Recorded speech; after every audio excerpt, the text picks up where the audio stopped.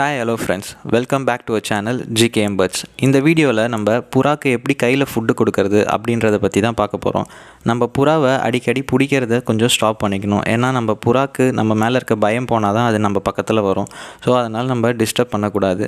அப்புறம் இதை எப்படி நம்ம பழக வைக்கிறதுன்னு பார்த்தீங்கன்னா, புறா நல்லா பசியில் இருக்கிறப்ப நம்ம இந்த மாதிரி ட்ரெயின் பண்ணோன்னா சீக்கிரமாகவே நம்ம கிட்ட பழகிடும். இது ஒரு நாளில் 2 நாளில் பழகாது. இதுக்கு நிறையாவே டைம் எடுக்கும். ஸோ நம்ம கொஞ்சம் பொறுமையாக தான் இதுக்கு நம்ம ட்ரைனிங் கொடுக்கணும்.